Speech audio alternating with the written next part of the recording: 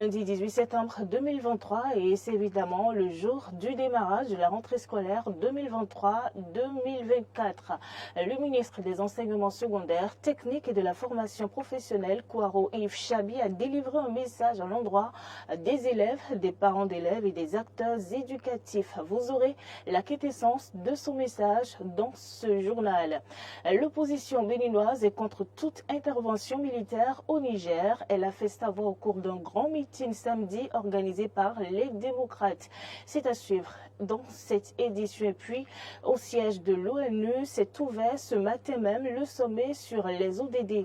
La rencontre vise à marquer le début d'une nouvelle phase de progrès accéléré dans la réalisation des objectifs de développement durable.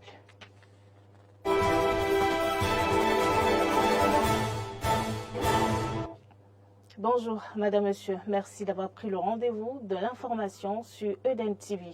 Le ministre des Enseignements secondaires, techniques et de la formation professionnelle, Kouaro Yves Chabi, à travers un message sur sa page Facebook, a adressé un message à l'endroit des apprenants, des parents d'élèves et au corps enseignant sur les défis qui seront les leurs durant cette année scolaire 2023-2024. Je vous lis un extrait de son message. Il dit, je cite, l'année scolaire 2023-2024 qui s'ouvre nous donne encore une fois l'occasion de nous améliorer et de corriger les imperfections. Chers parents d'élèves, le sacrifice reprend et point n'est besoin de vous rappeler ce qui relève de votre devoir vis-à-vis de vos enfants, celui de mettre à leur disposition le minimum d'outils pédagogiques et d'assurer leur bien-être physique et mental tout au long de l'année. Le Seigneur vous y aide. Aux enseignants, sachez que l'éducation de vos apprenants repose sur vous. Non seulement vous êtes des enseignants, mais vous êtes aussi des éducateurs. Soyez des modèles pour vos apprenants et l'artisan qui façonne le citoyen et le dirigeant de demain. À l'endroit des élèves, le ministre dit, je cite, la rentrée scolaire est un nouveau chapitre passionnant qui s'ouvre pour vous. Le monde a besoin de votre lumière pour briller. À toutes et à tous, je souhaite bonne rentrée scolaire 2023-2024 et que Dieu veille sur notre système éducatif. Fin de citation. Voilà, pendant plus de 2 mois, alors, la petite école a dormi. Les élèves s'amusaient, s'offraient des distractions et des vacances. Des enseignants vaquaient à d'autres activités pour arrondir leur fin du mois. Mais depuis ce matin, je vous le disais, ce temps est révolu. Apprenants et enseignants ont renoué avec les classes malgré l'intense pluie qui s'est abattue sur la ville de Calavi et ses environs. Apprenants, professeurs, directeurs et censeurs nous livrent ici leurs premières impressions sur la rentrée qui vient de commencer. Bon, je suis très heureux de retrouver mes amis. Et il y a de l'ambiance dans notre établissement. Et je suis très heureux. Je suis contente, je suis très heureux de recommencer la rentrée scolaire. J'ai retrouvé mes amis, je suis très contente. Je suis très content et de l'ambiance qui se passe ici. Je suis très fier d'avoir passé en seconde. Tout est au point, hein. Tout est au point, les emplois étant, vous pouvez le constater. Les classes sont distribuées, les enfants connaissent leur salle. C'est d'ailleurs affiché, vous avez vu un attroupement là. C'est la preuve que tout marche bien. Les professeurs, bon, si vous allez à la salle des profs, vous allez voir les classes affichées. Tout le monde a déjà eu son emploi du temps, tout va bien. Ça me fait plaisir de revoir mes élèves. Ceux que j'ai tenus en première ou en seconde, ils passent en terminale. Ou ceux que j'ai tenus en seconde qui passent en première, ça me fait plaisir de les revoir. Mes apprenants ont déjà reçu mon emploi du temps. Présentement, je vais en salle. Dans l'emploi du temps a été fait depuis, et je suis rentrée en possession de mon emploi du temps depuis 2 semaines déjà. Le premier jour de la rentrée, les activités sont lancées normalement et les professeurs sont en classe. Les élèves que vous voyez dans la cour, ce sont ceux-là qui sont venus pour connaître leur situation, payer la contribution pour pouvoir se faire attribuer une salle pour pouvoir y entrer. Sinon, chacun connaît déjà son emploi du temps. Les élèves, leur emploi du temps est affiché. Depuis la semaine passée, ils étaient déjà venus pour s'enquérir de leur salle. Donc, c'est ça. Il y en a qui ne sont pas encore venus. Les professeurs sont là et les classes, les élèves ne sont pas venus. Mais on leur demande s'il y a un seul élève qui commence les activités, là, les plus paresseux, qui se donnent encore de vacances pourront rejoindre les rangs. Voilà, dans nos prochaines éditions, avec nos correspondants, bien sûr, vous aurez le point de cette première journée de reprise des classes.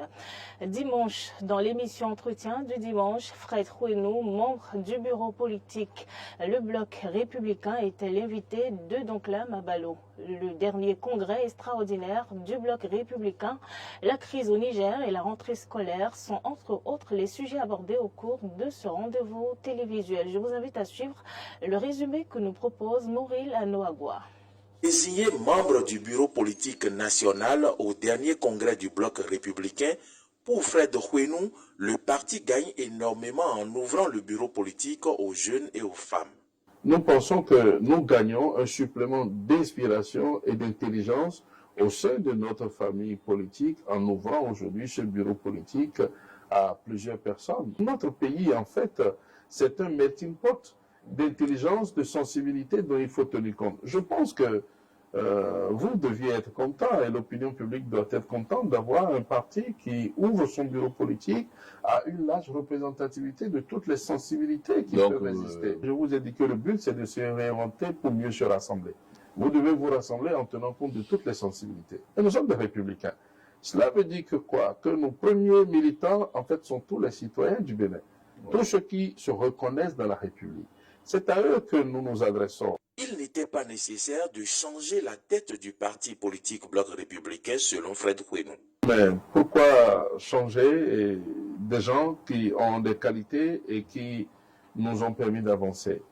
Je crois que nous avons encore beaucoup à tirer du ministre d'État Blaise Diagne. À la question de Donkla Mabalo de savoir pourquoi désigner un nom présidentiable à la tête du parti bloc républicain, Fred Rouenou répond. Cela pourrait paraître bien un avantage considérable pour notre parti politique. Parce que oui, ça peut paraître un centre pour canaliser les énergies et laisser chacun pouvoir exprimer ses ambitions et arbitrer. Bien sûr, ça. Parce que les partis politiques où vous avez des présidentielles à la tête, il faut déjà comprendre que le Dauphinat commence pas à se discuter à coups de sécateurs. Et par rapport aux prises de parole dans le bloc républicain, un parti politique en ce 21e, ce n'est pas une caserne, encore moins une secte. Mais la prise de parole au niveau du parti, nous en avons décidé et nous en avons parlé. Et vous comprendrez dans cette nouvelle saison du bloc républicain, si je puis m'exprimer ainsi, vous verrez que les prises de parole seront plus réglementées. Venant aux Pouches du Niger, nous condamnons les coups d'État et nous soutenons fermement la position des États de la CEDEAO et la position de notre gouvernement. Mais les sanctions n'ont pas été données à première vue pour priver les populations. Mais c'est pour amener ceux qui usurpent le pouvoir à déchanter et à remettre le pouvoir. Il faut qu'on comprenne qu'on ne peut pas vouloir de la démocratie et penser que ce n'est pas les armes qu'on peut faire la démocratie. L'invité de Donkla Mabalo propose une solution pour juguler les difficultés financières que traverse la population, surtout en cette période de rentrée des classes. Nous ne sommes plus au niveau de l'État-providence. Nous ne pourrons plus avoir dans le monde aujourd'hui l'État-providence. Et donc, comment est-ce que nous faisons face à ces charges? Au monde qui change et qui nous impose des défis tous les jours, sur tous les plans, ce n'est pas la production. Diriger le Bénin dans le siècle où nous sommes, M. Abalo, c'est quoi? C'est voguer entre les récifs d'un monde en crise. C'est un difficile arbitrage entre la possibilité, l'impossibilité de faire toujours un peu plus pour chacun et la possibilité de faire juste ce qu'on peut. Fred Rouenou a invité les Béninois à faire confiance au bloc républicain en les accompagnant dans leur marche qui est de servir la République. Je vous l'annonçais en titre, samedi, l'opposition béninoise conduite par le parti Les Démocrates a tenu un grand meeting de protestation contre toute intervention militaire au Niger. Les militants de ce parti, présidé par Éric Moundété, ont bravé la forte pluie qui s'est abattue sur la ville de Cotonou pour allier le siège de Vidolé, lieu de ce meeting. Arthur Endo pour le compte rendu.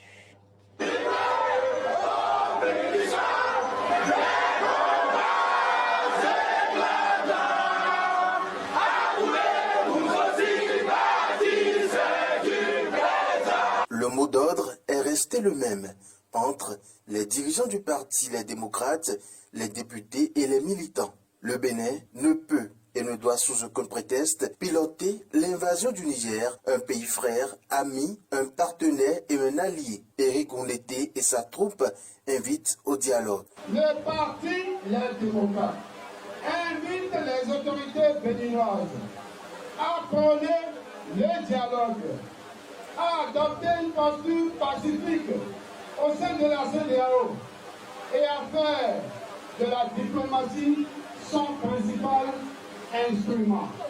Le parti Les Démocrates soutient les peuples d'Afrique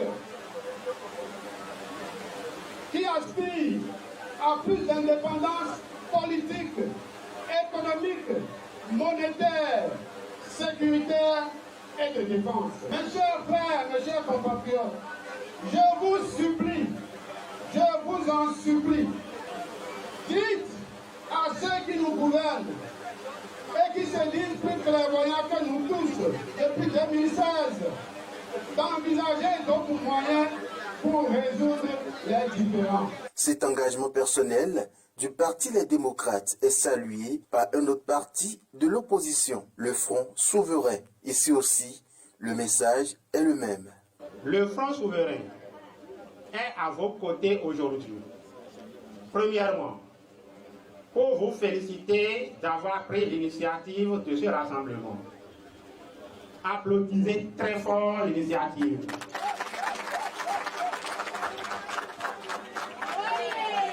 Deuxièmement, pour dire non à toute intervention militaire contre le Niger. Malgré la pluie, militants et militantes ont répondu présents et très nombreux à l'appel du parti politique. Dans leur rang, Boni Oho, qui était là pour soutenir l'initiative. Je suis quand même arrivé pour soutenir ce que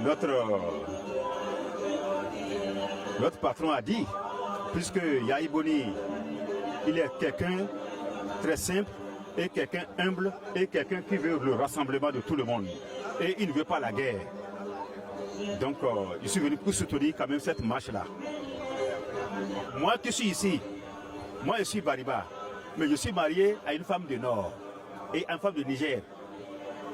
Vous voyez ça? Tous mes enfants parlent le germain. Mais on ne peut pas aujourd'hui dire qu'on va aller en guerre contre eux. Il faut voir dans quoi. C'est les Hermans qui sont tous là. Hein? Et nous sommes des voisins et nous sommes des frères. Les Hausa que les Hermans, hein? Nous sommes ensemble. Éric Onleté, président du Parti Les Démocrates, et tous les autres députés du parti viennent de lancer un signal fort à tous les autres partis politiques. L'édition 2023 des mondiaux de pétanque a connu son épilogue hier à Cotonou avec une belle performance des équipes béninoises. La doublette mixte a décroché le titre de champion du monde alors que la doublette homme est sacrée vice-champion. Performance très appréciée par quelques béninois rencontrés sur le bouldrome de Cotonou. Par rapport au jeu de pétanque, c'est plus mieux que le ballon parce que pour le foot, on ne part pas à un niveau donné, mais pour le pétanque, vraiment, c'est impressionnant. Genre, on est parti à un niveau très élevé quand même. C'est bien le jeu. J'ai aimé quand même. Vraiment, j'ai suivi d'abord, je crois, la doublette mixte à la télé, depuis Parakou, face à l'Algérie, quand elle se qualifiait pour la finale. C'était impeccable, formidable. Après ça, cette même doublette mixte a remporté la finale. Vraiment, c'est une grande première. Donc le Bénin s'illustre très bien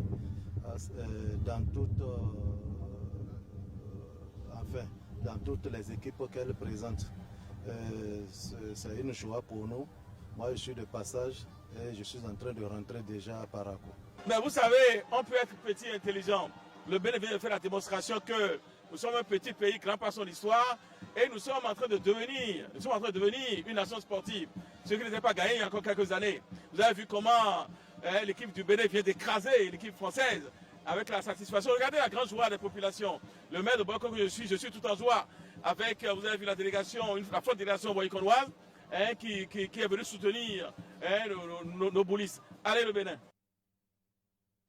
En dehors du Bénin, un sommet sur les ODD s'ouvre aujourd'hui au siège de l'Organisation des Nations Unies aux États-Unis d'Amérique. Le 10 sommet vise à marquer le début d'une nouvelle phase de progrès accéléré dans la réalisation des objectifs de développement durable. Le monde veut sauver ses promesses d'améliorer la vie de 8 milliards d'humains. Des dizaines de dirigeants se réunissent du 18 au 19 septembre à l'ONU pour relancer les objectifs sur le bien-être de l'humanité dans un contexte où les pays les plus vulnérables sont frappés de plein fouet par une avalanche de crises. En 2015, les 17 objectifs de développement durable ODD adoptés par les États membres de l'ONU pour construire un avenir meilleur et plus durable d'ici 2030, pourtant capital pour plus de la moitié du monde laissé pour compte, y compris ceux qui subissent les retombées de la guerre en Ukraine. Ces objectifs concernent les espoirs, les rêves, les droits et attentes des populations et la bonne santé de notre environnement naturel. Or, on croit le secrétaire général de l'ONU, Antonio Guterres, seulement 15% de ces ODD sont en bonne voie. Beaucoup stagnent et d'autres regressent. Il s'agit de réparer à l'issue de ce sommet les injustices historiques, de penser les divisions mondiales et de mettre notre monde sur la voie d'une paix durable en mettant en place un plan de sauvetage. Il y a un fossé grandissant entre le monde en développement et le monde développé, a noté de son côté un haut diplomate européen. Et il faut s'assurer que ce fossé ne se creuse pas plus encore, a-t-il ajouté, reconnaissant que la guerre en Ukraine vole l'attention politique et économique à des problèmes mondiaux urgents comme la sécurité alimentaire, les catastrophes climatiques, les inégalités, l'accès au financement. Ces questions existentielles, en particulier pour les pays les plus pauvres, risquent de céder le devant de la scène cette semaine au président ukrainien qui montera pour la première fois à la tribune de l'ONU avant un conseil de sécurité sur l'Ukraine mercredi. Et c'est la fin de ce journal. Merci madame, monsieur de nous avoir suivis. Bonne rentrée scolaire à tous les acteurs du système éducatif, surtout aux apprenants.